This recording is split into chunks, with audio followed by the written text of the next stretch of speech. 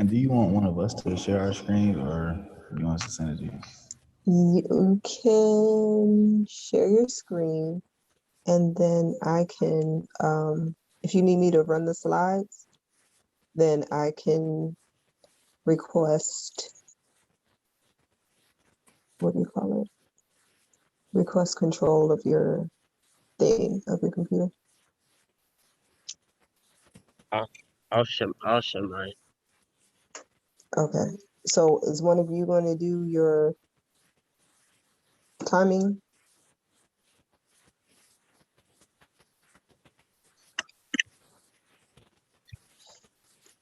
Yes, yes, I can do it.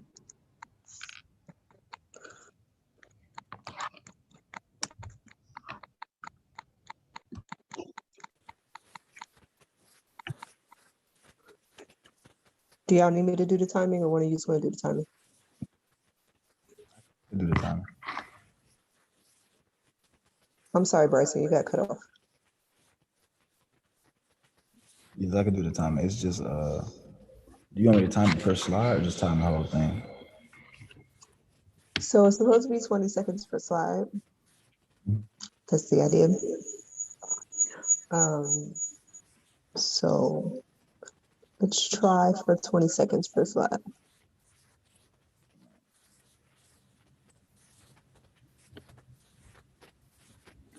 I'm turning off. See if that works. All right, so whenever you're ready, maybe do it.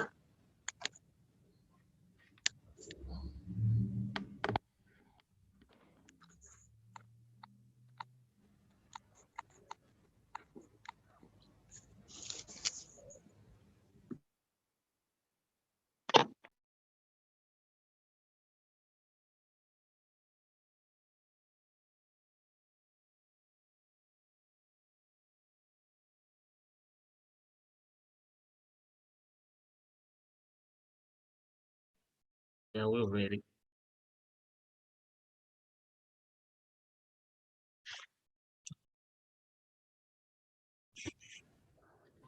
Are we sharing the slides or are you sharing the slides?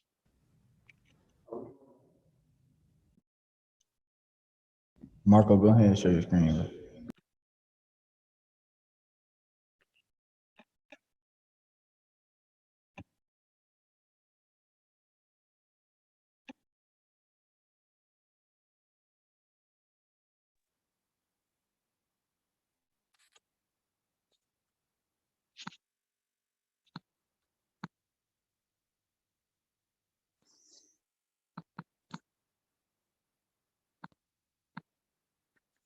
Oh, shucks.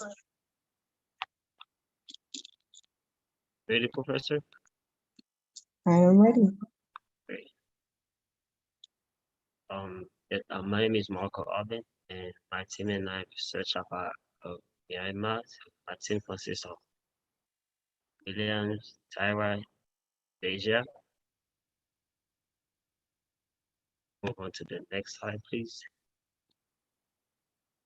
Excuse me, can y'all make that full screen? Full screen. Great.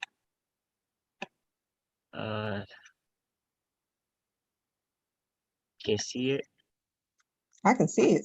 It's just, I can see all your other tabs too.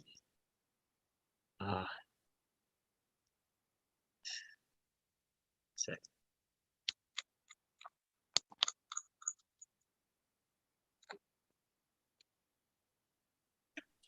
You have to open it in desktop app and then start slideshow.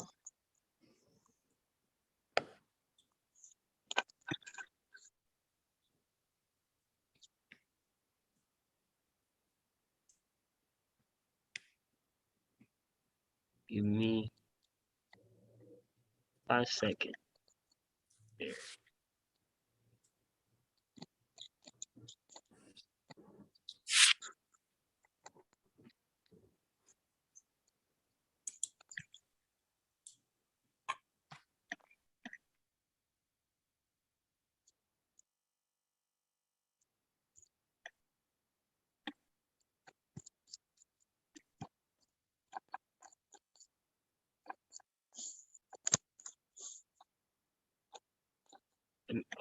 to give you control, right, Professor? Who, me? Yes. No, just present it. Go to slideshow. There we go. Perfect. Yes. I'll start over. Okay, so my name is Marco, and my team and I will be presenting a research about Myanmar. My team consists of Preston Williams, Perry, Deja Coleman. So Myanmar is also known as Burma, is in Southeast Asia. It has a population about 4 million, and recently they've been going through a lot of crises from environmental, ethnic, social threats, and civil threats. According to a global climate risk index in 2020, Myanmar has had the highest weather-related losses in the past 2 decades, alongside with Puerto Rico and Haiti, also one of the most vulnerable countries at risk of climate crisis.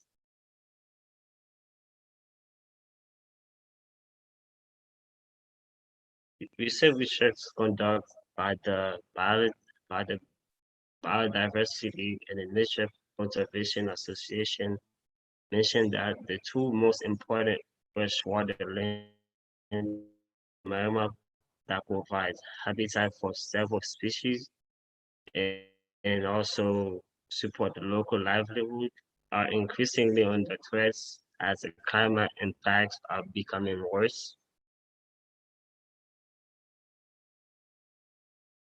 According to a result from a vulnerability assessment, it highlighted that several threats to the road to the wetland include increased floods at one of the main threats to the population there. So when it rains a lot, the water rises and people forced to flee the house, find shelters. And I'll be passing that to my next team who's will be presenting the rest of the PowerPoint.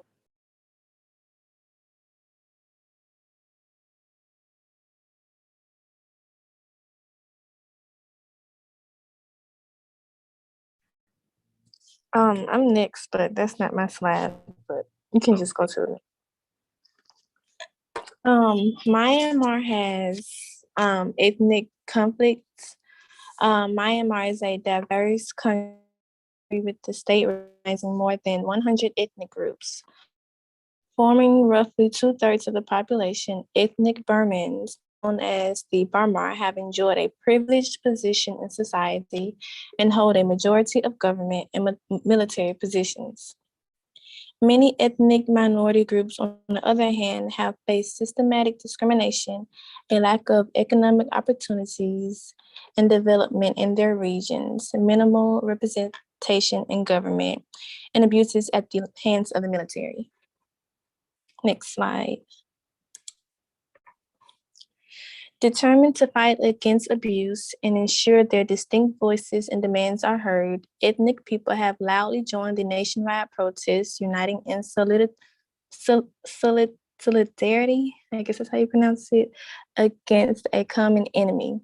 The government, the Shan Nationalities League for Democracy, based around ethnic Shan people, is one of the strongest ethnic political parties.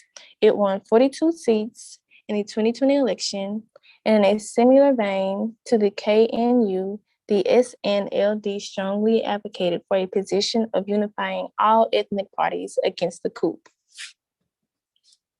Next slide. The Southeast Asian country is home to some of the world's longest civil wars, where myriad ethnic insurgents have fought the military, central government, and each other for greater rights and autonomy. Some of those bloody conflicts have have gone on for 70 years. For many of Mayan's ethnic minorities, the bloodshed inflicted across the country's towns and cities this week, February 1st, is a continuation of the oppression they have suffered in the hands of the military for decades. Next slide.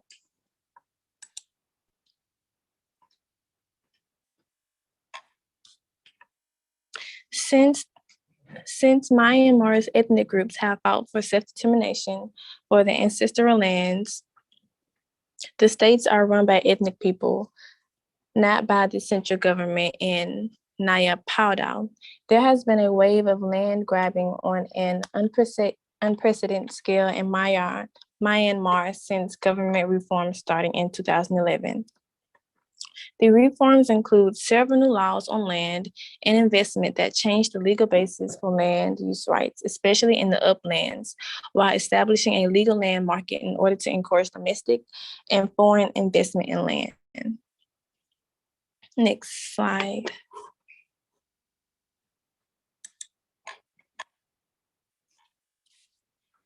Ethnic groups in Myanmar fear being forced off their lands once again following last week's military coup, which has plunged into doubt hard-won gains by minorities during a decade of democratic transitions.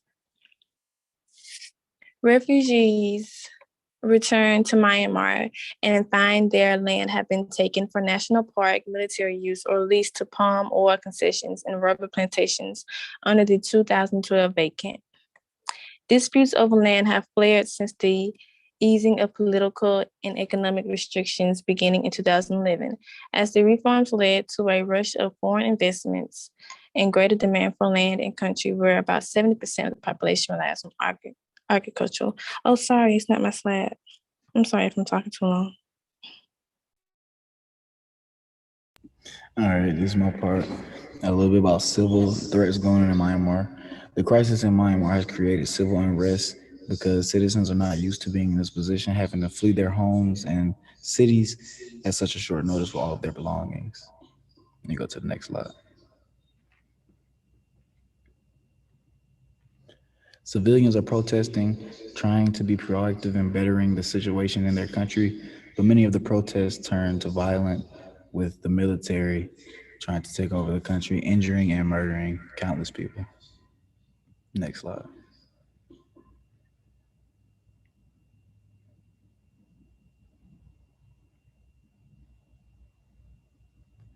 The crisis in Myanmar has been active since February 1st, and many outside countries does not know what's going on.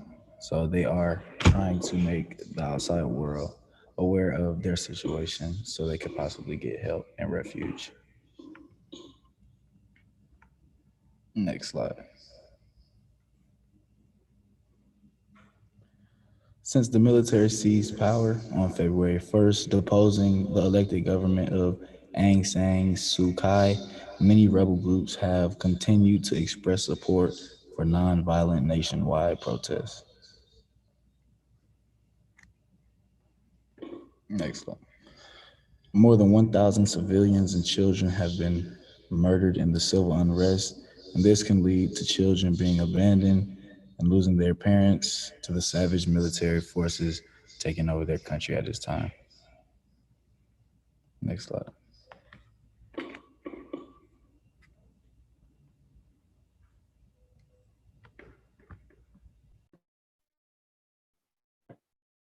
Okay, and I will be talking about the social threats of Myanmar. One is food. Up to 3.4 million additional people will face hunger in the upcoming 3 to 6 months, on top of the nearly 3 million people that's already suffering from insecurity. Food and income shortages have become partially urgent in urban areas where vulnerable people are at the greatest risk from the economic decline and spiraling violence. Next.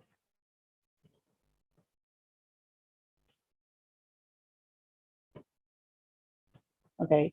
Refugees growing in number after Myanmar's military campaign in northern Rakhine State. Over 900,000 Ghanaian refugees remain in overcrowded camps in Cox's Bazar and Bangladesh which is now the largest concentration of encamped refugees in the world. And correction, UNHCR say conditions in Myanmar are not currently conducive while monitoring returns for refugees in dignity and safety. Next.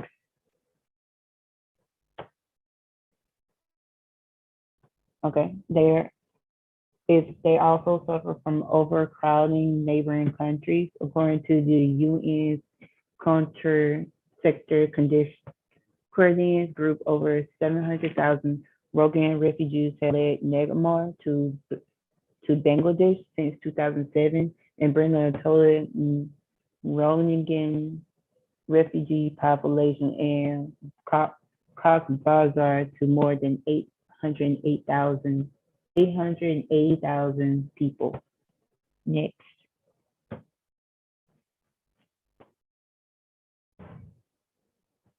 And lastly, shelter. Around 80% refugees are women and children who trek days barefooted through fields, jungles, and rivers to Bangladesh. Schools and hospitals came under attack, and hundreds of thousands have been forced to flee their homes. Many took sought safety in jungles, staying with family or makeshift shelters such as churches and community centers. And that is all.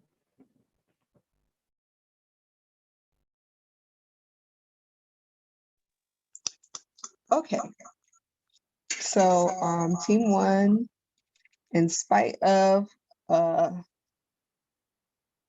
didn't time it, first of all. So when you go back and look at the recording of this, I want you to make sure you kind of time how long you guys were talking, but I think you did a pretty decent job of transitioning from side to side. I think the images that you chose were very powerful and thought-provoking. Something about women and children suffering like grabs at people. I don't know why it is that men can suffer and everybody's like, oh, they're strong, they can handle it. But when it's women and children, it's like, oh, let me tear up because, you know, somebody's supposed to be protecting them and taking care of them. I don't know if that's just a societal view or that's how we've been taught and that's why we respond that way or what. But especially when you got to the photo on slide 16, I was like, oh, the babies. So this is, okay. Thank you, Deja. This is good.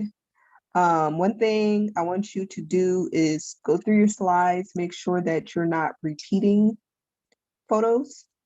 It might help for you to add some text and that it's not blocks of text, like even if it's just as you are transitioning from section to section about the issues that you're talking about.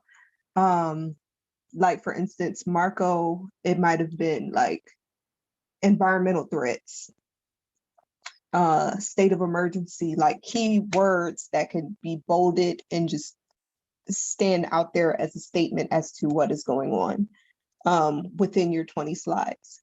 And the text can overlap a picture too, but you just want the text to be strong enough to read against the background. But overall, I think you did a good job. Also, if you're going to do full screen images, do full screen images throughout. Be consistent.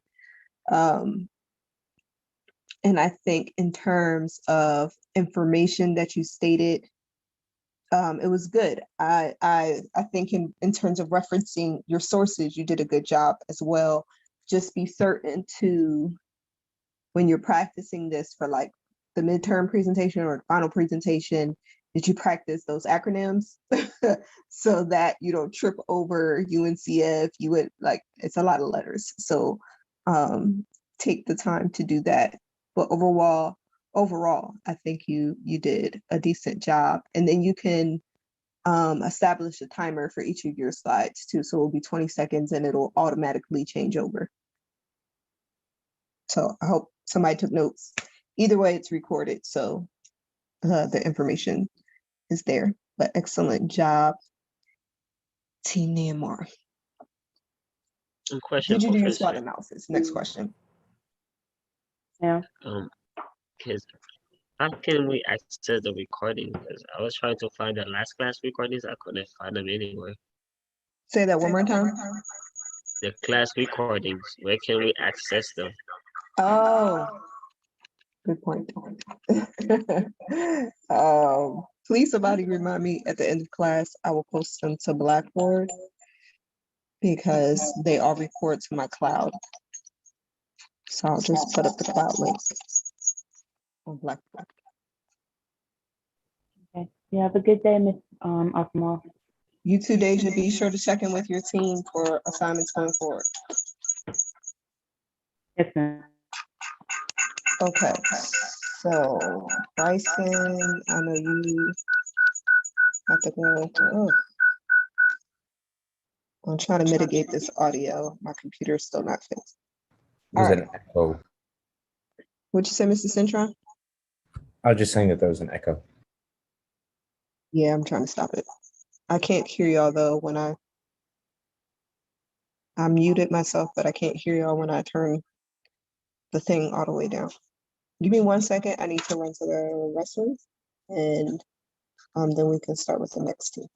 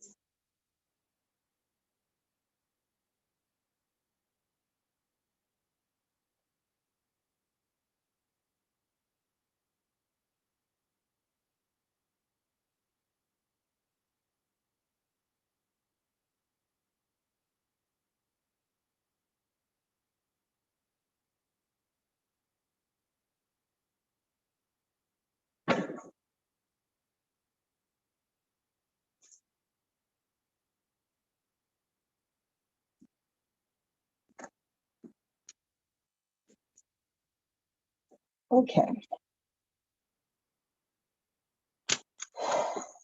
And we're back. What team is next? Afghanistan or Haiti? And feel free to give comments, students, to your classmates regarding their presentations. All feedback is helpful. Should be respectful, but all feedback is helpful. All right, so.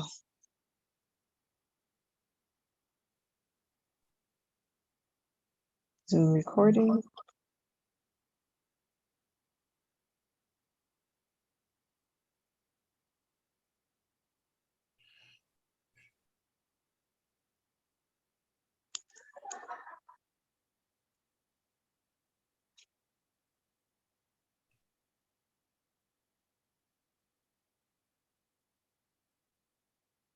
Okay.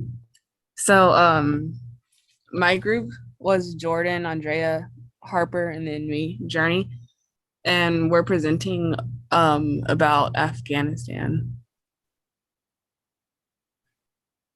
So the first topic we're going to focus on is the Taliban, which is a major threat in Afghanistan right now and has been for years now. Next slide, please. Okay, the Taliban last took over Afghanistan in 1996, imposing a strict interpretation of the Quran and implementing it with brutal public punishments, including amputations, flogging, and mass executions. Next slide.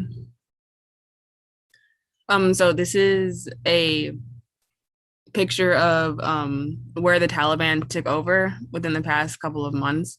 So the first section is on May 5th, and the Taliban had fewer, I guess, territories. I don't know what those would be called, but cities that they took over. And then this is just August 14th. Next slide, please. They strictly reduced the role of women, keeping them out of schools. They also made clear that rival religious practices would not be tolerated.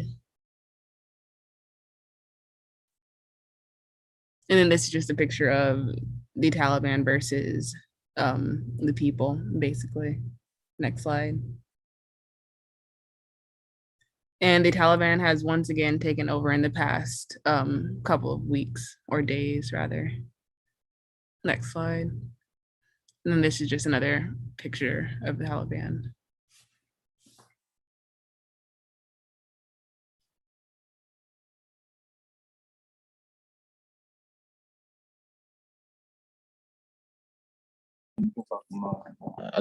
Sorry. Okay. Jordan's gonna talk through my computer, my bad. Natural disasters.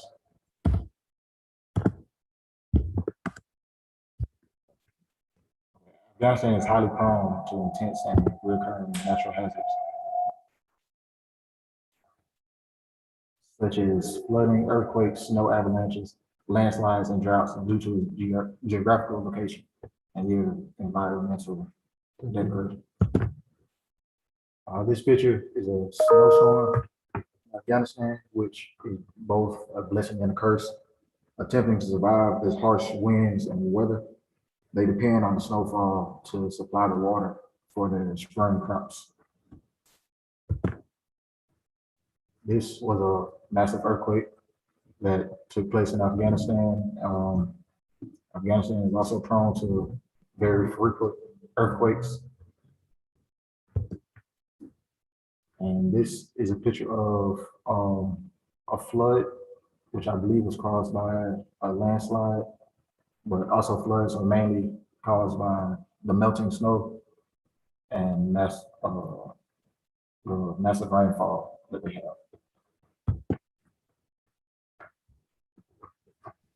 All right, I'm going to talk about climate, and I apologize in advance, I'm sick. Next slide.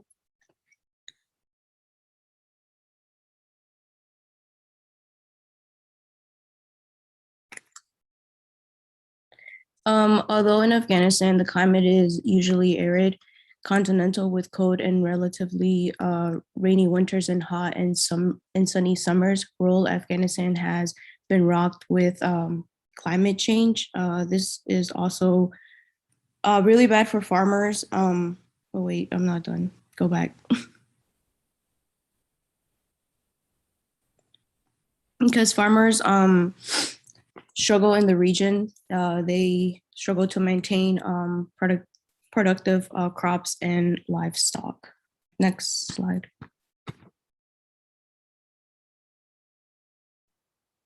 This is an image that I found from August 3rd, 2018. It's a drought displaced Afghan children carry water containers filled from a tanker at camp for internationally displaced people in the Injil district of Herat province. Next slide.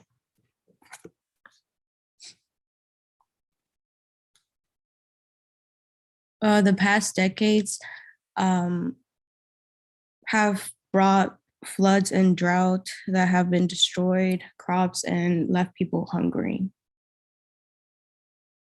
Next slide. This is a picture of drought and has also affected the levels of groundwater that Afghanistan cities have been relying for drinking.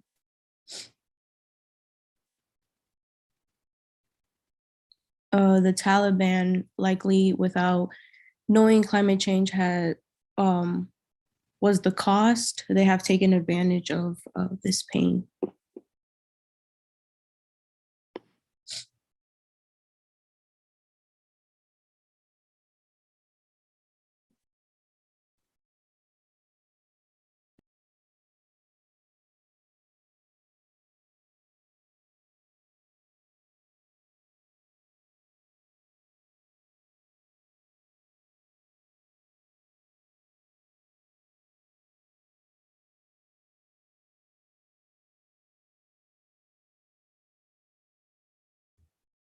So next, we're going to present our SWOT analysis.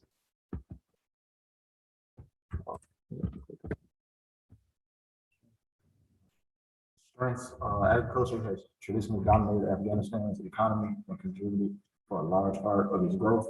About 70% of Afghanistans live and work in rural areas, most are farms, and 61% of all households derive income from agriculture.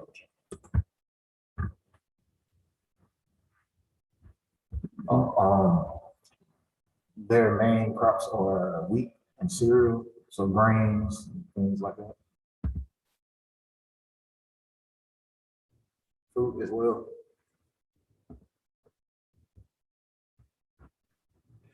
So the weaknesses, Afghanistan is highly prone to intense and recurring natural hazards such as flooding, earthquakes, snow avalanches, landslides, and drought due to the geographical location and years of environmental degradation. Food resources are low due to climate and location, and there is a weak government.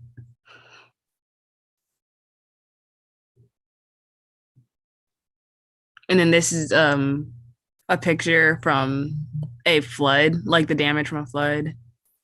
And then next slide. And this is a picture of the Taliban with the government. So next, opportunities. As you've heard previously, a lot of this stuff in Afghanistan is influenced by the Taliban. So there's a lower cost of living due to the Taliban being at large. There's lots of open land, rural villages, which makes construction labor cost less.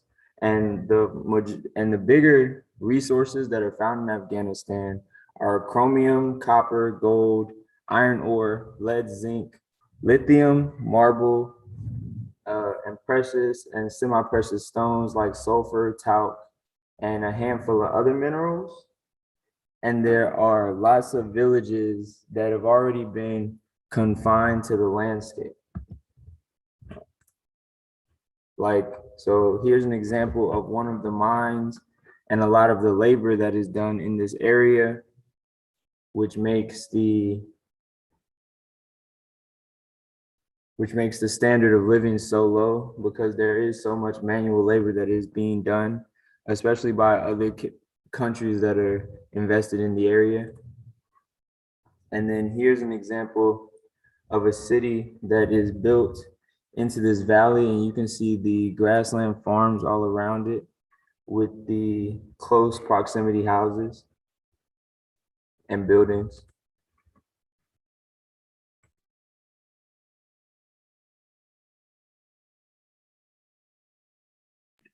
These are the threats. So the major threat is the Taliban taking over. Afghanistan's culture heritage is also under threat, such as poetry, film, music, art, artifacts, statues, museums, and more. The climate is also a threat for farmers and their crops.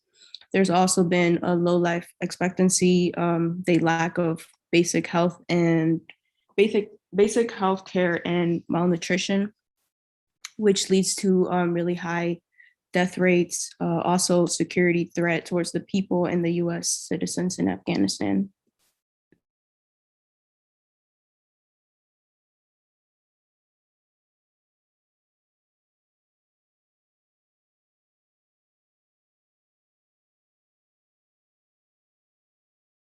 This is just a picture of the Taliban. Then next slide. This is also the security threat that I was talking about. It showed like the airports closing down and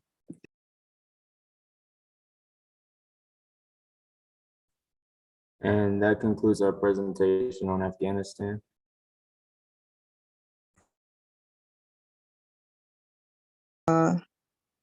Thank you, team. I have a few questions for you. So, okay. Threats, we have religious persecution, Taliban takeover, violence, persecution of women specifically, floods, earthquakes, landslides in terms of environmental concerns, drought, water shortages. Where are the people going? Because have you come across that in any of your research? Because currently US aid has been removed from the area. Airports are being shut down, as you said. So any idea where people are going? Can y'all go back to that slide of the community that was situated in the valley? Yes, ma'am. Just give me 1 second to find it. But based off of recent documentation and news follow-ups, the citizens that aren't a part of the Taliban and unspecified number of Americans are currently within hiding. It was when I was looking for articles, they didn't give exact locations for, I assume, the safety of the people that are hiding. So Also, I'm not sure who found it, but it's in our like group notes or whatever for the Taliban. So it says the British government said it will welcome up to 5,000 Afghan refugees this year. So Britain somewhere. I find it interesting that there's this town situated in the middle of all of this that's going on around it, and it seems to be self-sufficient because they have walled off areas for farms and everything. It's protected, it's in a valley. Who established that town? Like where is that located? I think that's important to find out because what we want to know is like where safe spaces are, right? Where safe havens can be. We know the airport is shut down. We know it's impossible for everyone to be able to leave the country. What's interesting to me though, when it comes to the Taliban in and of itself, a lot of times the news outlets do not discuss the establishment of the Taliban and the funding of the Taliban and where they get their weaponry, right? So if you dig deep enough, you'll find that it was the United States that initially funded the Taliban. That's because we wanted their supplies. We wanted to be able to receive, I guess, the oil and the materials that was in the area. And if we supplied the Taliban, they would give us the accessibility. So those mineral-rich resources that were not given to us by the government freely, the United States said, okay, well, let's empower a military coup, which is what they typically do when, governments don't heal to their bidding. Let's empower a military coup and give this group a certain amount of arms. Let's put Osama bin Laden in charge of it. Let's train them. Let's put Osama bin Laden in charge of it. Let's give them weapons and allow them to run amok so they can destabilize the entire country and we can take hold of their resources. Because what's funny to me is that this zone is safe. So I wonder how many foreign investors live in this zone, or who funded the building of this very stable and very safe community in the midst of this war-torn country. So these are the things that we have to be aware of, because there are stakeholders and investors involved who, while the Taliban is villainized, they fund these actions so that the country can continue to be in flux. So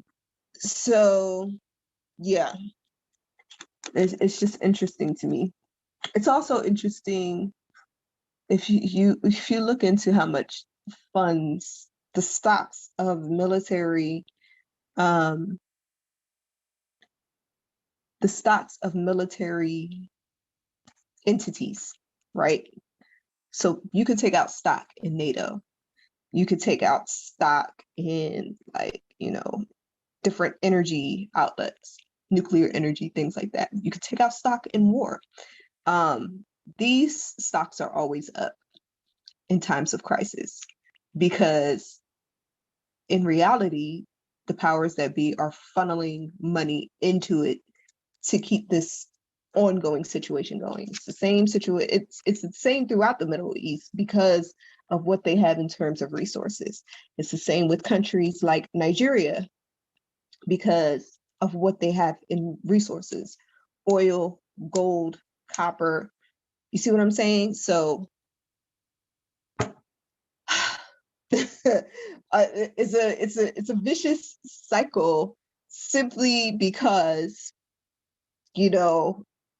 people who are in power continue to fund weapons going into these situations. How do we design for the safety of people who are in the midst of this? Where do we place them? Do we place them in the abandoned airport so they can be quickly airlifted out? What do we do? That's where I want you to start thinking next. The same with Myanmar. What resources are prevalently available in Myanmar? Why is it a benefit for countries like Europe and the United States to keep them in, in turmoil and not help the people in what is considered one of the worst human rights situations in the history of the world? How do people in power benefit from this? And then how do we design for it? Because the reality of it is Myanmar, the refugees can't continue to go in to Bangladesh because Bangladesh cannot support them. So how do we as designers accommodate them? Also, a very good point was made, I think, by Andrea. Their heritage is under threat. So all of the museums, mosque, art, and everything, all of that's being lost. So how do we preserve that? That's the next level of thinking that we go into. We have to find a safe space, number one, where we can put people to start with, and two, how do we preserve the culture? So I'm done with my rant. Team Haiti. Haiti, same problem. And a lot of Haiti's problems have to do with their revolt against France, right? France still taxes Haiti because they revolted against them and overthrew the French government in Haiti. They were making plenty of money bringing slaves in and out of Haiti, forcing them into subjugation and forcing them to farm and pick cotton and whatever else. Haitian cotton's a thing. That Egyptian cotton, quote unquote, is technically Haitian cotton. This is big money. So all of that free labor and those, rich mineral resources or rich agricultural resources, countries in Europe that colonized those places, or countries, the US as a whole, that benefited from people being in turmoil or being destabilized, they continue to fund, the madness. So it's like, where do we go? It's not like the Haitians can go into the Dominican Republic because then they face cultural degradation there. They face racial discrimination there because there is a lot of colorism and ethnic, what do you want to call it? Ethnic unrest between Dominicans and Haitians, even though they're all on the same doggone island. So how do we design for this? And we won't be able to address every single problem that has been going on for centuries now. But there are some basic things that we will be able to attack and try to solve through the development of a safe space for these people. So last but not least, Team Haiti. All right, I just need to pull it up for it to be presented. Why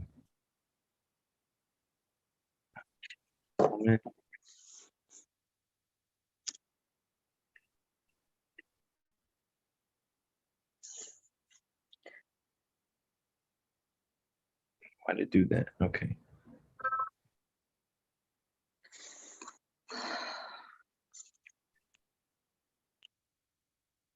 All right, so for my group, for right now, I guess for this presentation, it's just going to be myself and Chance Huff. I have the presentation titled as Haiti's Terrors. To me, through my research of Haiti, it seems as if Haiti really has gotten a bad. Wait, is this part being timed? This is not. I don't want this to be timed. I'm just giving my overview. It's not being timed. I didn't time Okay. anything. I'm bad at timing, so no worries. Okay, not yet, not yet. I just want to do a little brief overview. Okay. From my research, I've really found that Haiti has been on a really tough stretch of just terrible luck, whether it's them fighting for their freedom and suffering from it, or them just being in the wrong place constantly at the wrong time. Whether that's just the weather where they live, the people that come to visit them, diseases that are spread, and I guess the people that are living there that aren't able to be in control of what the people in power do and the decisions that they make. But yeah, I guess that's my brief overview. I'll be presenting the first half of the slides, and Chance Huff will be presenting the second half. Ready? I'm actually gonna give you control. Oh, me? Yeah, so Okay. that you can, I guess, do the slides. Which one should I do? I see that you have two. Should I just do both?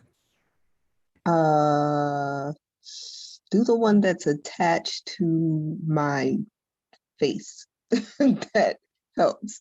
The one that's muted, that's the one that you want to assign control to.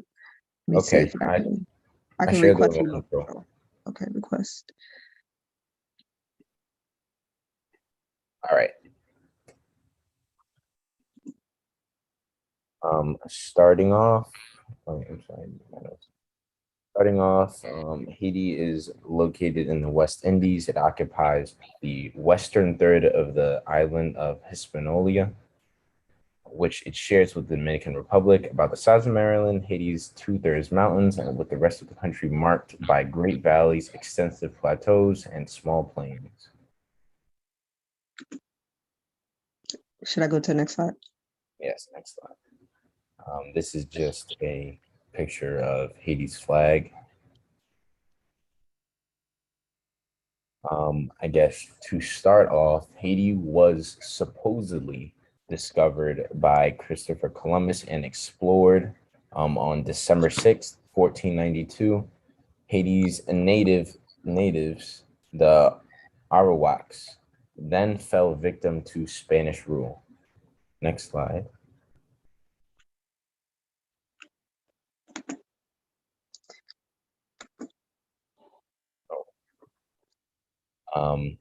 From then point on, they were enslaved. In 1697, Haiti became a French colony of Saint Dominique, which became a leading sugarcane producer, dependent on the slaves only.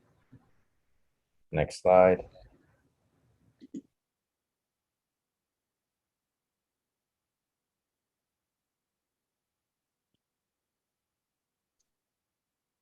In 1791, an insurrection erupted among the slave population of 400,000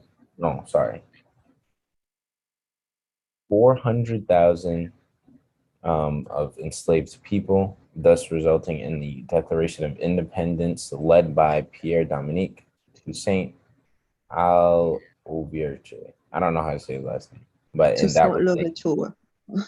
Louverture in 1801. Next slide. After this, it was noted that the revolution caused a terrible bankruptcy in Haiti. Haiti's economy, and Haiti's economy overall. Years of strife between the light-skinned mulattoes who dominated the economy and the majority Black population, plus disputes between the neighboring Santo Domingo people, continued to hurt the nation's development. After a succession of dictatorships, a bankrupt Haiti then accepted the U.S. Customs receivership from 1905 to 1941. Next slide. And following that, in the early 1980s, Haiti became one of the first countries to face an AIDS epidemic. It put Haiti down even farther from where they already were. The fear of the disease caused tourists to stay away, and the tourist industry collapsed, causing a rise in unemployment. Next slide. Hurricane Jeannie. This was in 2008. I wasn't able to figure out how to pull up my notes onto the screen because I have my notes typed in. But following that, there was Hurricane Jeannie. I think it was in, I'm sorry.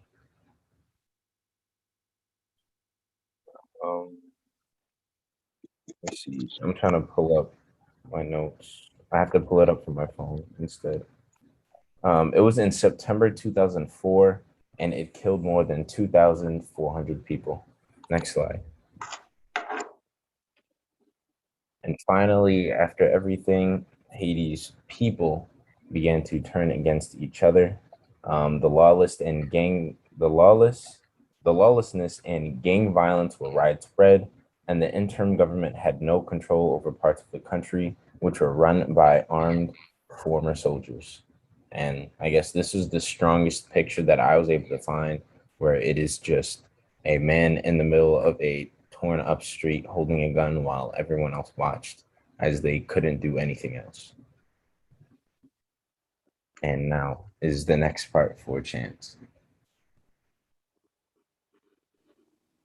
Okay, so Port-au-Prince has a population of approximately 987,000 people.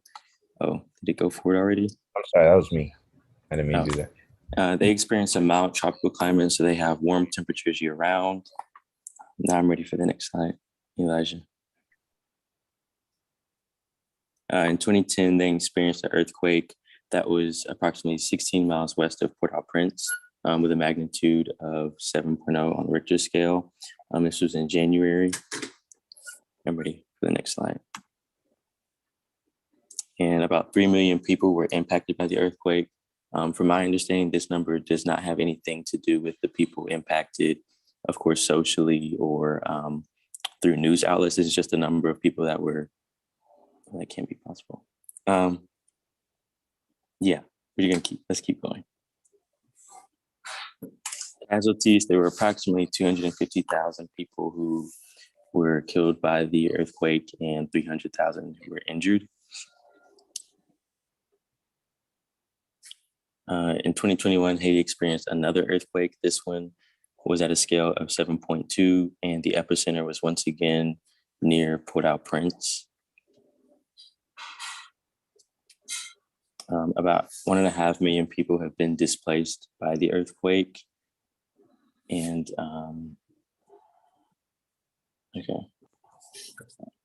approximately, numbers are still coming in, of course, because it was so recent, but approximately 2,000 people are deceased and 10,000 are injured. They are seeking shelters, makeshift shelters throughout Haiti. Oh, those are the shelters. Okay, so these are the shelters Basically, from my understanding, they are creating tents, just trying to create some space of living while things are still being, like aid is still being given because it was so recent. Security. So the only road that links Haiti to Port-au-Prince has been having attacks from armed gangs. So they're having a security issue with trying to keep that under control. And then their most recent president has been assassinated, and it is said that he was assassinated by foreign mercenaries. They're still doing an investigation. His wife was shot multiple times as well, but she survived. And they found 3 of the suspects, but are still on the look for the rest of whoever planned the assassination.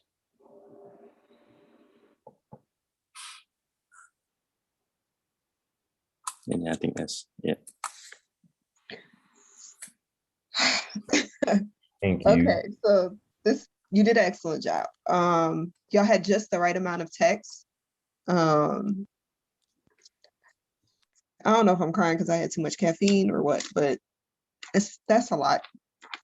It's just a lot to. It really is. It's like even with the hurricanes and earthquakes, like they're just placed in, like they just have a terrible placement from where even if they do make a couple steps forward, a hurricane or a earthquake can come and destroy everything that they've ever done. All of the advancements that they've made. It's really is tragic.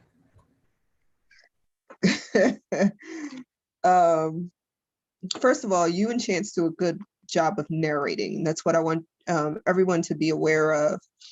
Is it's a narration.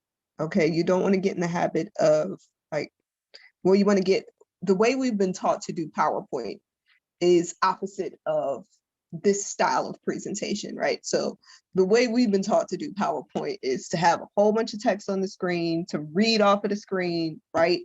Whereas this, it's like quick, powerful thoughts that, impact you immediately. So I think you did an excellent job in choosing imagery, giving us a historical background of the country. So now here we are. SWOT analysis. I want to go through those to make sure that all of the information that you recorded in your PechaKucha, still feel like I'm saying that wrong, is included. How are you feeling about this style of presentation as a class? Are you? I think I actually like the presentation style. Like, obviously you still need to do your research, but I feel like you don't have to spend 20 minutes for each person. Like, it gets the point across on the research that you've done. It shows if you've actually been able to, I guess, take apart from what you've read and keep the important information onto the presentation itself. So it's like you're not over evaluating, you're not over explaining anything. It's just all the important pieces. I actually like the style a lot. The point of it is to spark conversation, right? The point of it is to get a reaction from your audience.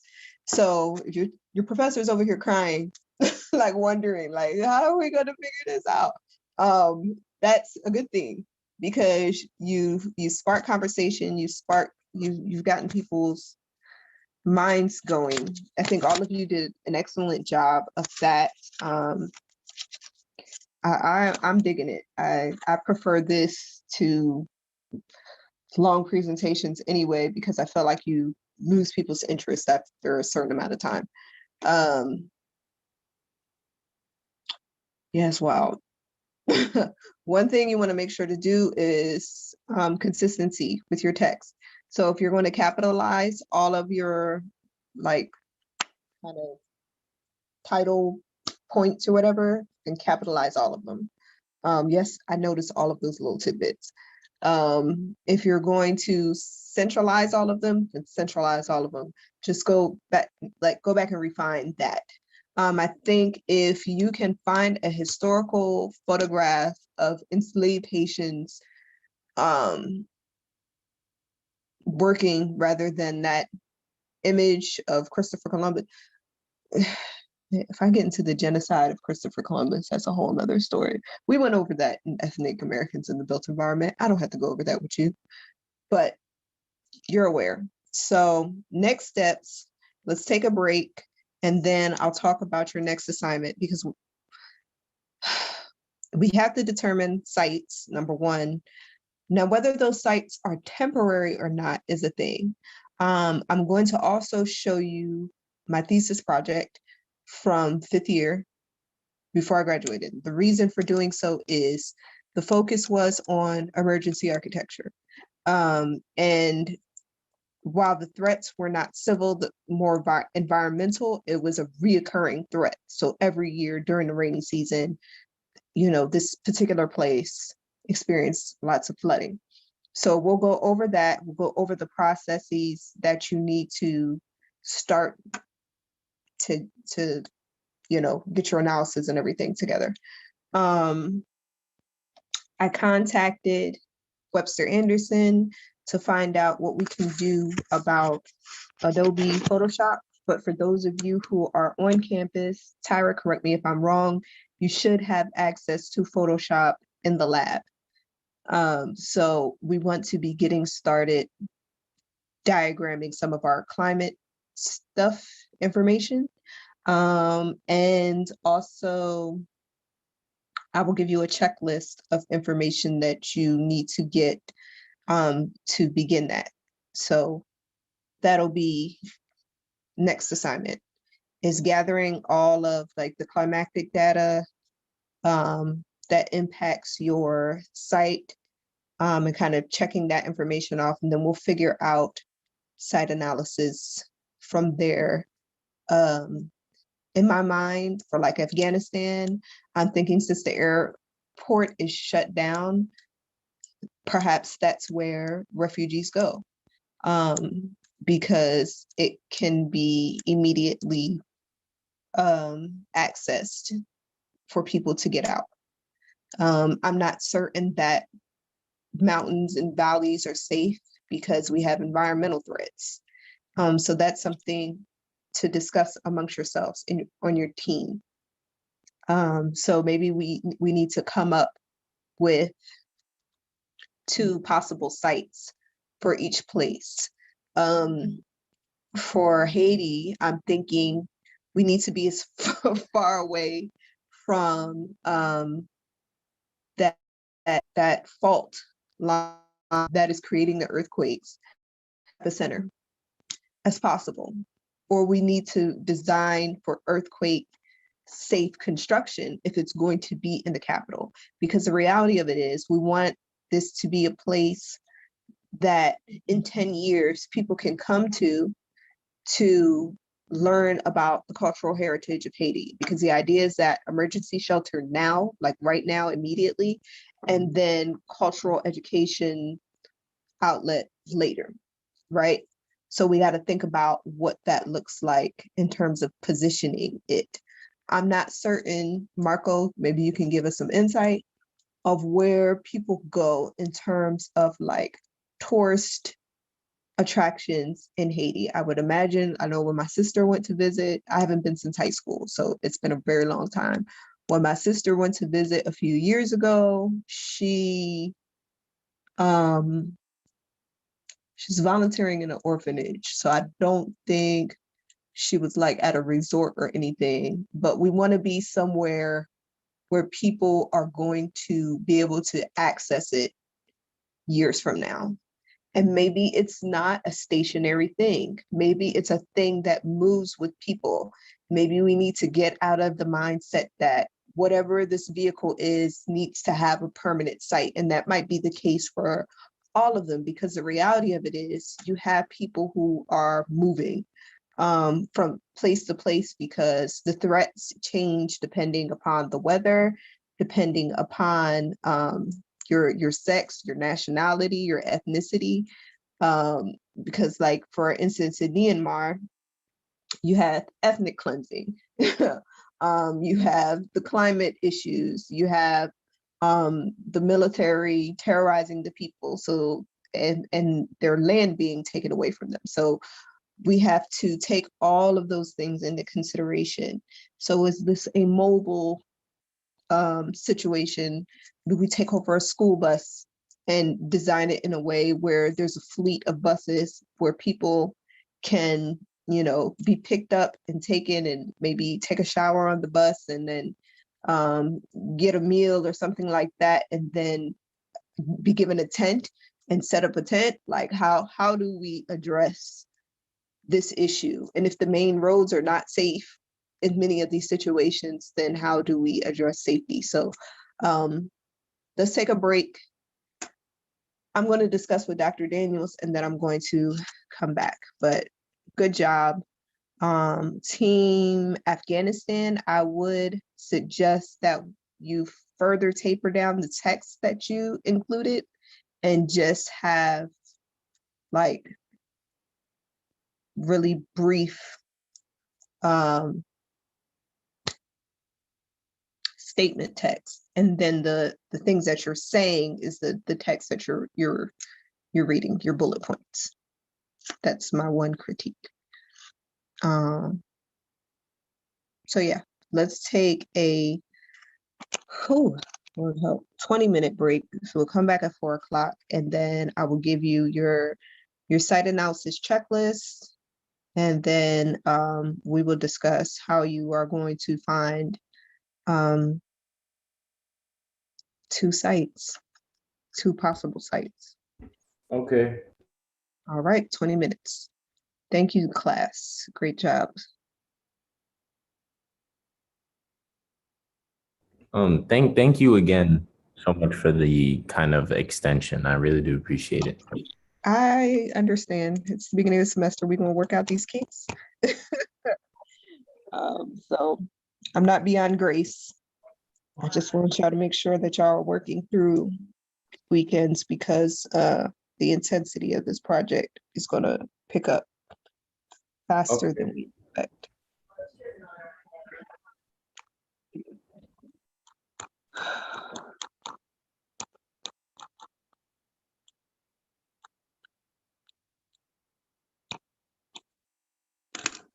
Mm.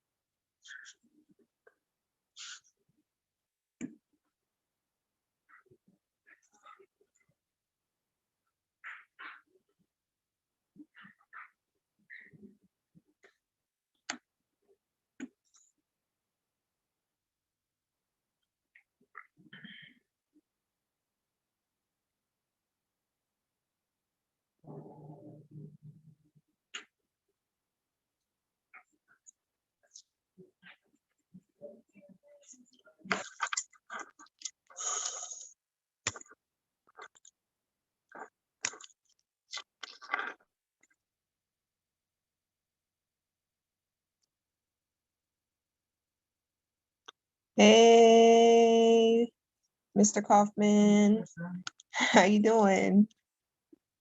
Ugh. I'm lifing, you know. I'm lifing. We're still here. We're doing the things, getting things done, little by little. Ugh.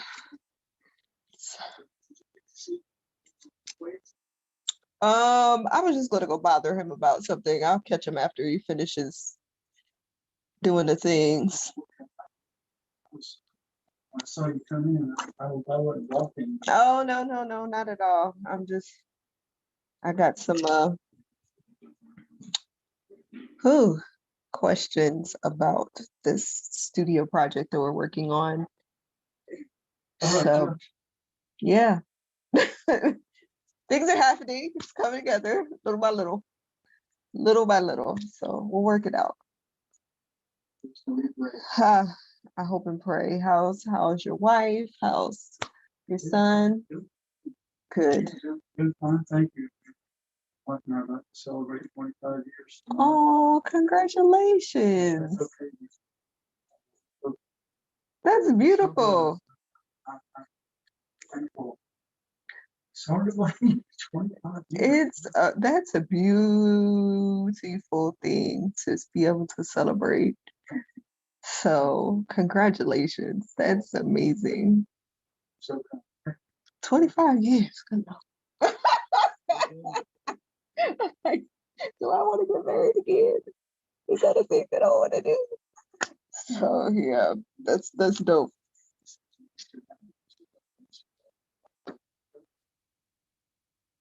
Years, 60, 62. Seemed like, it seemed like 25. It's just like, When is your birthday, if you don't mind me asking? November 2nd. Oh, okay. You're right up in the beginning. I have a cousin around that time. She's November 4th. My dad is November 29th. That's why I asked. Oh, so your dad's November 29th. My birthday's in June. No. June 30th. We're good. That's cool. That's really cool. 25 years. It's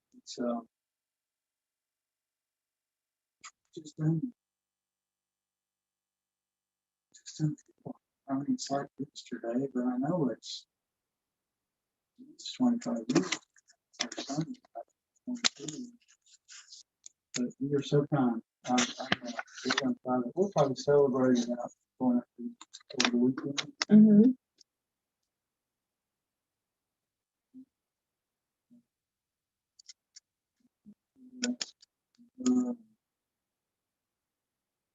She's got me.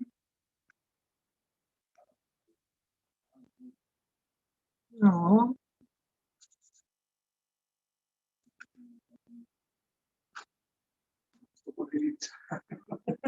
That's the important part, is there's growth.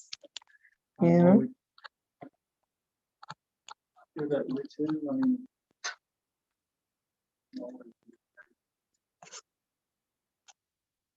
even when I tell her something, she'll raise her eyebrows and say,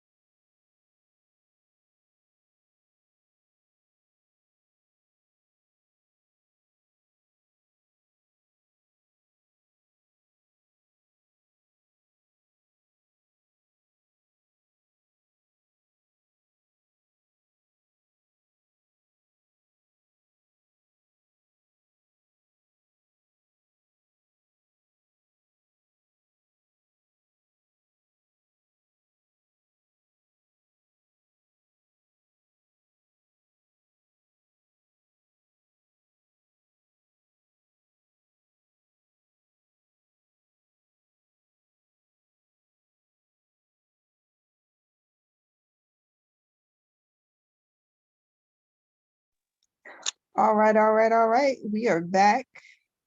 This is what happens when your professor has too much coffee and not enough food. So I wanted to show you this project because I think it relates well to what you are doing in terms of creating an emergency shelter that is also culturally relevant. And also, it goes through a lot of the analysis. Now, mind you, these images are over 10 years old. It goes through the analysis, a lot of the analysis that you're going to need to complete in order to visually represent your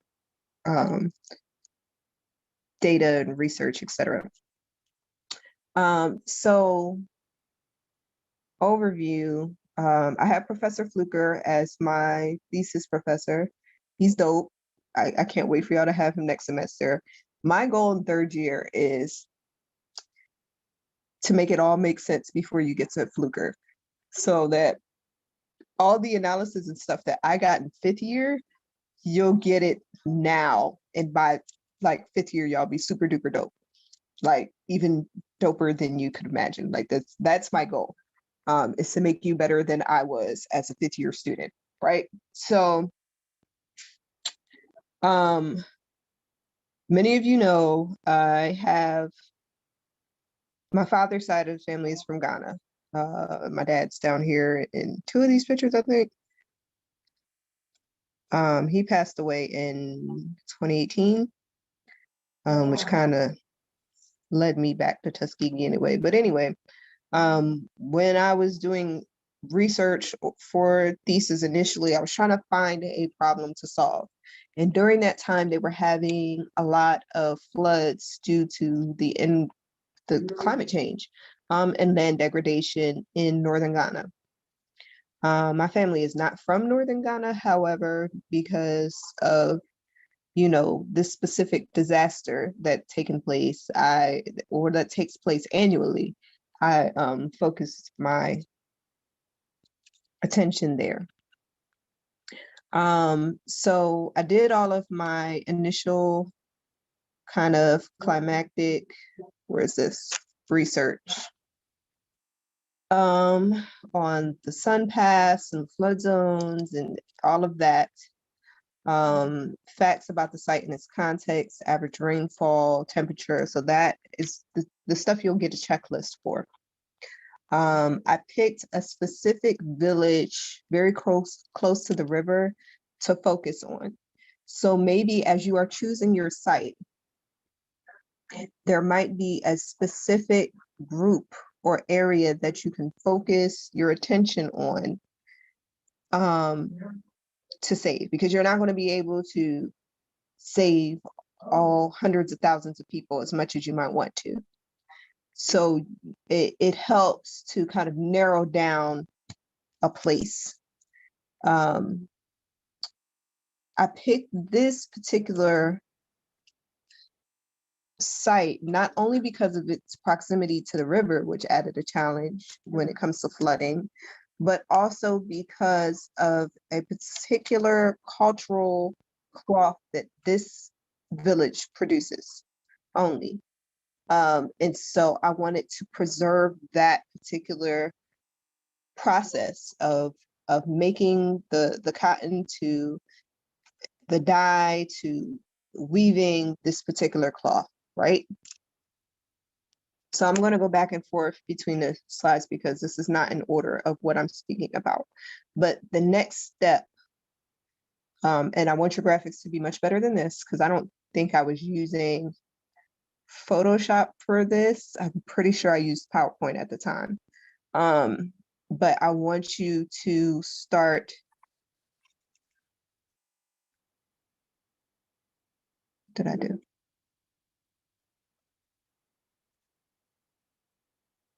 I want you to start gathering information and documentation And instead of one big map, you will have several maps that represent different areas of this information. So if it's flood zone information or earthquake impact, then you know you will have that represented on different maps. If it's maybe environmental threats and civil threats, whatever, however you've broken down your information, like in your SWOT analysis or in your PechaKucha presentation, that is how you should start divvying up that information. Hold on, let me close my door, Dr. Dale's law.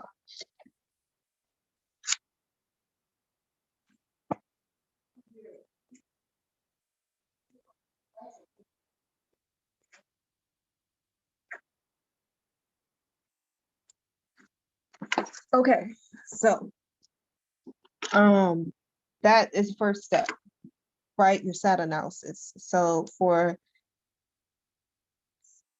you're going to choose 2 potential sites and start gathering the information for your climatic site analysis for all of those environmental factors that impact your site. We're not getting the programs yet. And then you're going to find 2 case studies. Well, 3.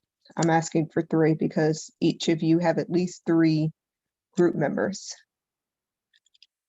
I think 3 or 4. The 3 case studies. Yeah, so a case study per person. Let's do it that way, I think. And you are going to develop Parti diagrams for each of your case studies. So you will find the information about your case studies. You'll talk about the programmatic spaces that are included. And your case study will need to be, I think, 2 of your case studies need to be for emergency shelter, and 2 of your case studies need to be for a cultural center of some sort. So if it's like a cultural education center or a museum, that will probably be your best bet. But we're looking at, you know, what are the spaces in the program? What's the description of the overall project? Of course, who's the architect? And we want to look at how the space is broken up positively and negatively, and what things you want to focus on in terms of form. So is it a centralized form? Is it that you have an elevated canopy? What is it that you want to focus on? You want to provide plan sections, elevations, actual renderings of that particular thing, right? And it may be that it's not a thing that is built. A lot of architects submit stuff to competitions, but it doesn't come to fruition. But there are some things that you can take ideas from. For instance, this, the second project by Martin Kim, it was a floating emergency housing type situation for self-sufficient housing. So it could be used for family expeditions and emergency situations. It incorporated, you know, all types of sustainable energies, purifies your wastewater. You can grow food on site. It had a workspace, kitchen, et cetera, and sleeping quarters. So everything was self-contained. And while I didn't use anything with this form for the final design, I took away from it the programmatic spaces that need to be incorporated in the final design. Okay, so we'll come back to program analysis because that's important. And then this goes over the site. So of course we have the larger, broader context. The largest, so we go from maximum to minimum or maximum to micro. So where Ghana is in Africa, Ghana as a country and its immediate context, and then down to the site, which is Daboya, and where it is in Tamale. But you see that Daboya is also marked on the map of Ghana so that you can get an understanding of where it is located regionally. We've included photographs of the flooding and the storms. So this is some of like normal day-to-day life in this particular village. They have experienced, flooding during the rainy season. The river, they typically use the river to get back and forth to Tamale, which is the capital of the northern region of Ghana. However, when it floods, even though they have these canoe type boats, they still, have a lot of problems because the floodwaters are often not subsiding and it's hard to get emergency aid to the area. Of course, my phone is dying because I don't need it. Where is my charger? Okay, so then from there we move on. Wait, where's the boards? The boards on the boards. Okay, so this brings us to the development of the actual structure. Oh, one thing I want to point out, prior to going into design mode, there was a bunch of cultural research done and cultural analysis done because I wanted to focus on what would be preserved, which is this particular cloth. And I also wanted to incorporate weaving as the concept development design. So we had to do like these little partie models, which I've come to find out are called maquettes, or tiny, in French is maquettes, in Spanish is machetas, not machetas. I feel like that's the same thing as machete. Either way, I'll come back to that. Louise told me the word, but I can't remember it. So you will be creating these little partie models to see how you want to integrate texture and form and the idea of a particular concept into your final dwelling, because all of that is important. And another thing that I had to look at was like the terrain of the immediate site, where placement of a emergency village could possibly go. And prior to determining that I was going to just like focus on ganja cloth, I looked at different areas of the town because this was an analysis Mr. Fluker told me to do. I was like, all right, bet. I looked at different areas of the town to demonstrate where these different cloths, which are part of the Ghanaian culture as a whole, might be worn in the village, like where you might see people using these textiles, because textiles has always been a thing for me. All right, so let's go back to the boards. So your next steps will be that climatic information. So the idea for this came about in that I decided, there wasn't necessarily one solution that will work for the entire village. There had to be multiple prototypes that could be built on site. Similar to my precedent study by David Ajay, I elevated the building and set it up where the top half of the building could be used as sleeping quarters. And in case of a flood, in case the people around the town had to evacuate. So the idea is that people could, if it's flooded, then people could pull up one of their boats to the side of this particular structure and be dropped off and take refuge in this space until, they either ran out of the food or emergency aid came. So there were latrines on sites, which is, if you're not familiar, a latrine is like a building to use the bathroom, like relieve yourself, that doesn't have plumbing. And then there was like food storage on site, food growing on site, all within this structure. And then during the dry season, when it's not raining, the bottom portion of the emergency structure would be used for cultural preservation. So it would be used as a place where people could come and do their weaving, and tourists who are visiting the area could come and see people weaving this cloth. And then another very important thing was the representation of the weaving in the graphics. So this particular pattern is very common. In Ganja cloth, it's like varied stripes, stripes of varied thicknesses and colors. I didn't incorporate the color. I'm not really certain why I didn't incorporate color. I think that might have been something that I thought about and then thought perhaps that would be too much for people to have to maintain.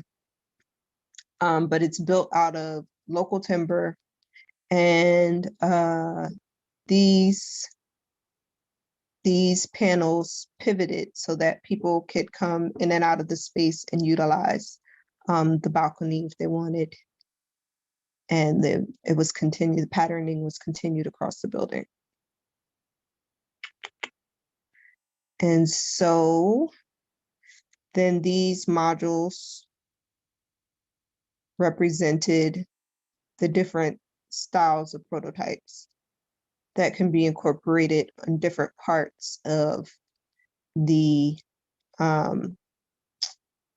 village. And then I think I did something where I recommended where the units can go in different parts of the village too, but I don't see that here.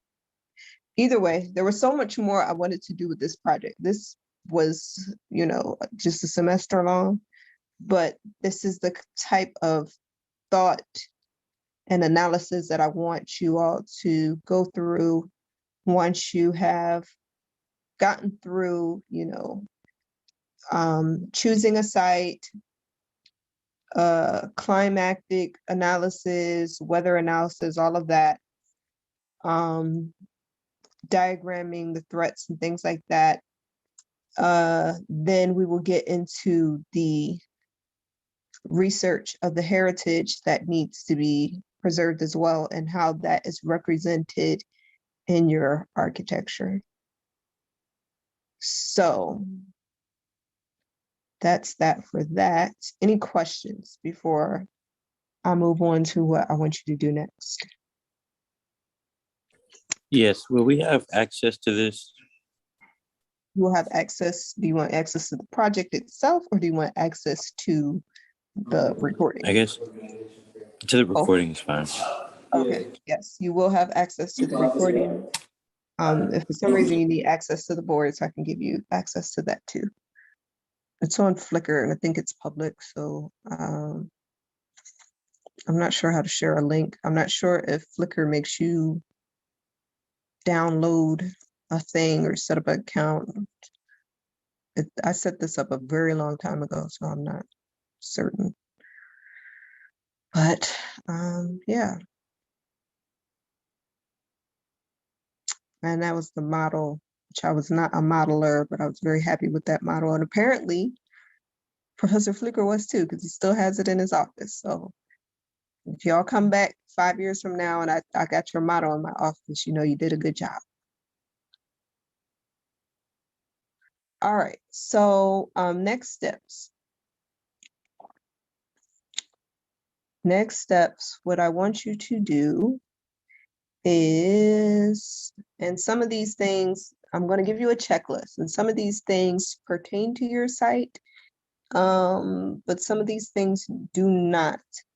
And the things that do not, I want you to replace them with things that are essentially threats to your situation. This is just another way of recording. Where's that checklist? Site analysis checklist.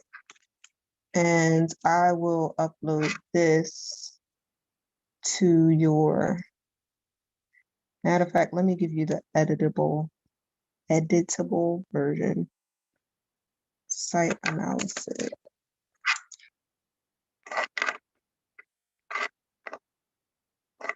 Site analysis. 301 site analysis checklist. There we go. So I'm going to share this with you on Google Drive simply because I want to edit some things. Because a lot of you have a lot of security threats that are not detailed in this like general checklist. And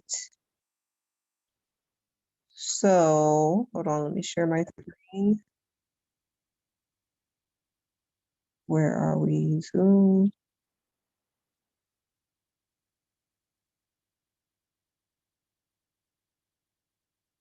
So this is like one of those general site analysis checklists that hopefully you'll be able to use and add to as you get, you know, further into it, into life.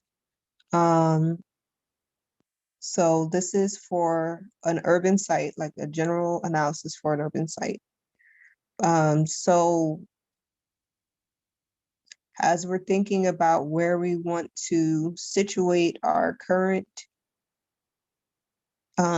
emergency shelter, these are the things we need to take into consideration. Of course, the location, you will need to go on Google Earth and kind of measure out how much space you can possibly use for an emergency shelter type situation.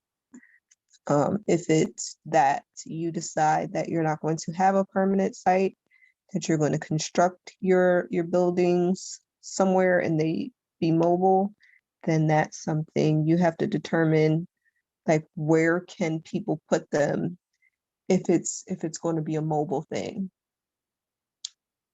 Okay. Where can people safely put them if there's going to be a mobile thing? Are there multiple safe zones that you can highlight in your thing? So size and zoning, we want to think about safe zones. And what I'll do is just share the link in the chat so that all of you have access. Where's the chat thing?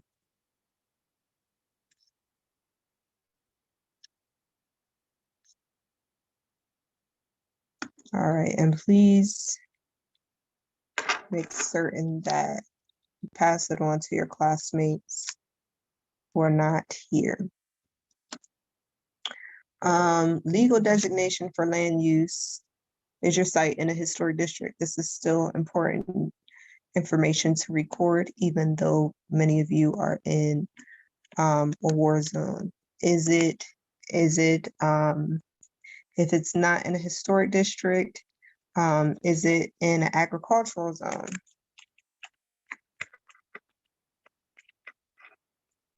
Is it in a transportation zone? Is it an industrial site? All of these things. Is it in a jungle?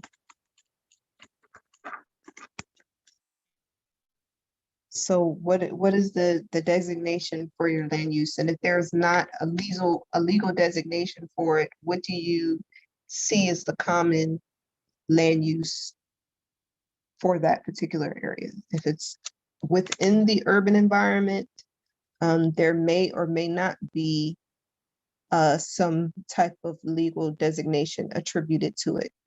You might just have to make something up based upon the context, where you will have to further analyze the area to say, for in the case of Port-au-Prince, if you decide to build in the city, what area was a shopping district, what area was, government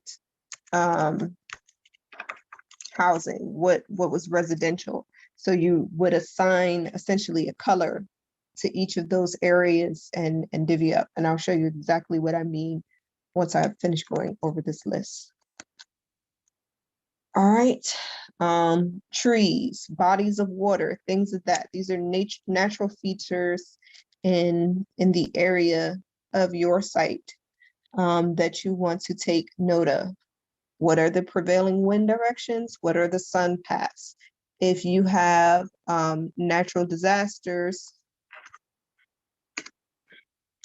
that occur in that area, where are primary areas that are disasters?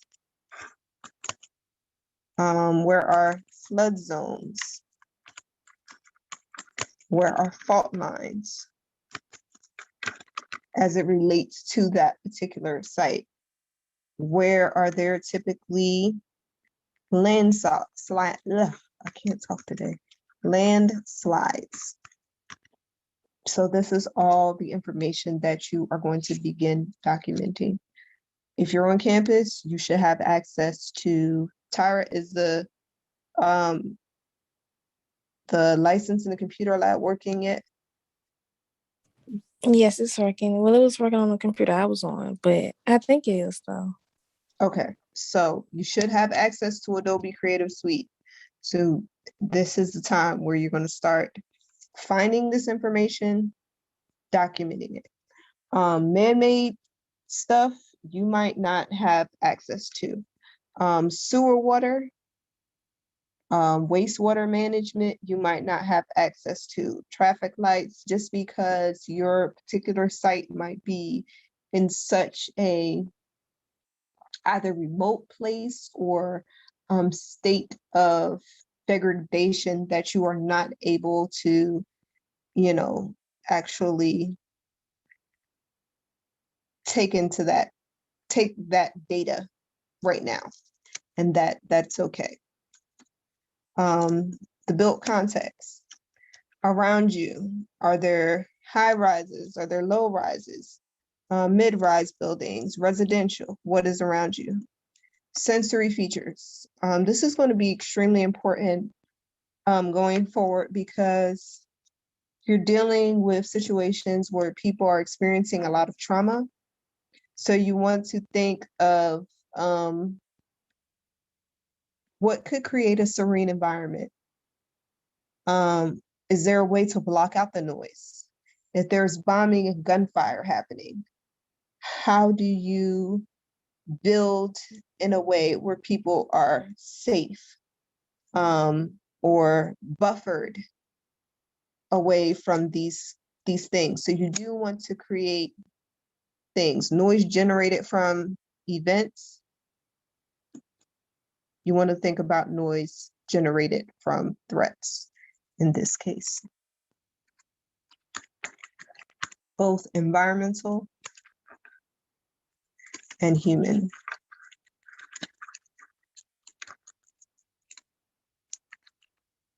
And it's not going to just be noise in many of your cases, because movement, like movement of the ground, is also something to take into consideration. Movement of the ground from landslide, movement of the ground from earthquake, movement of the ground from flooding. So we want to just be thinking about these things and thinking about how we can diagram it. Circulation, vehicular traffic, if there are stops like blockades put in place.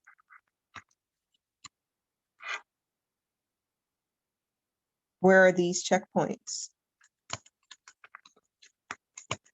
A lot of them might have military checkpoints. Is that something that you can gain information about? And this might be something that you just Google on the internet, so that you can map it and show, where this stuff is. So right now you're still in the gathering stages. For those of you who have some experience with Photoshop and choosing your maps online and things of that nature, we will go over that in depth on Wednesday, like the step-by-step, what I want you to do. It really does involve choosing a very clear base map off of AutoCAD and beginning to trace it. I mean, off of Google Earth or Google Maps, and then beginning to trace it. But the first thing I want you to do is choose 2 potential sites, get a map of where they are, and then begin collecting this data. Okay, so the climate stuff. Sorry. Yes, You by potential sites, you mean like in the country where? correct. Okay. And if it's on the border of one country to another, which is where many refugees flee to, then we got to take that into consideration as well. What are the threats to that? So just think about, you know, whether this needs to be a mobile thing, whether it needs to be a stationary thing. If it is a mobile thing, where do people stop? And how do people know that you are safe for them to approach rather than a threat? So all of these things are taking into consideration in crisis.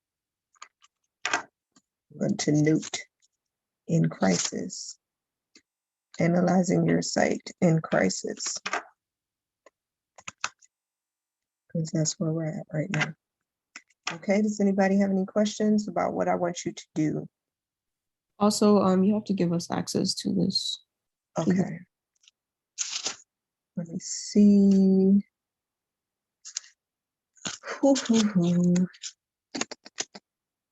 Share, no, I don't want it private. I want it settings. Viewers and commenters and editors can change permission and share. All right, so I believe that you should have access now.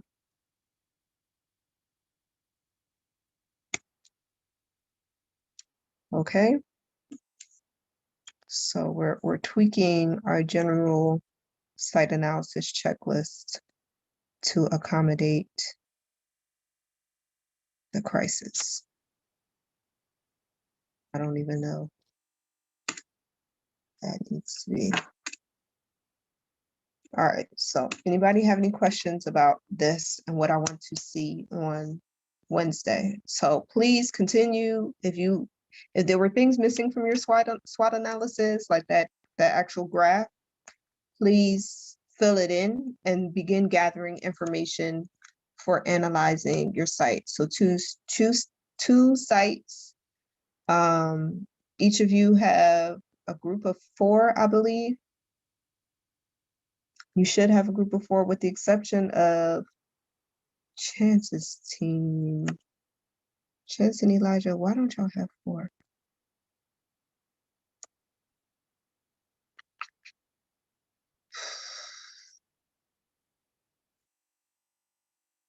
Chance, Myanmar. Wait, Chance, I moved you to, okay, that's what it was. I switched Chance and, oh, Jordan Payton is out sick. That's what it is. So, sorry.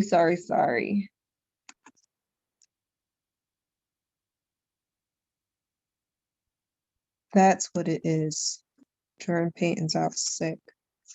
Continue to share information with Jordan Payton so that he does not fall behind. I will send him an email so that he kind of knows what's going on. But yeah, try to keep him in the loop as best as possible, just like sharing documents and things like that. So he's aware. And I will get these videos uploaded to Blackboard now so that you will have access to it. And it And still says we need access to the Google Doc. this is so whack. Okay, hold on, let me see. Send the link again since you made it open to everyone. Why does it say private only to me? I don't want it private to me. All right. Change to anyone with link. All right, so let me copy the link and send it again. Bam. Did that work? Yes, that worked. Okay, so I'll start posting this, all the documentation that I said I was going to post to Blackboard. All of you are dismissed. We will check in with online desk crits on Wednesday. So the first team to go will be Bryson's team, whatever team Bryson is on. I think it's Team Afghanistan. And then Team Haiti, then Team Myanmar. And we'll start desk crits at 1:30.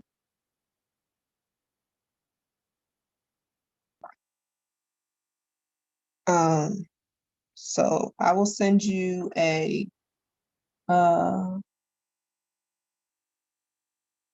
it will actually, each of you have an account for Concept Board, so you can set up your concept board on there. So make sure to include your team name, and it'll just say desk crit and the date, which will be the 25th. So I think I can do that now, actually.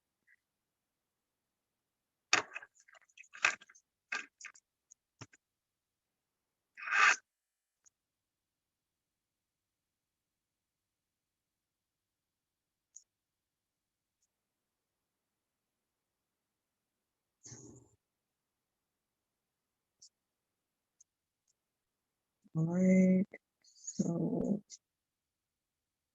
stop recording.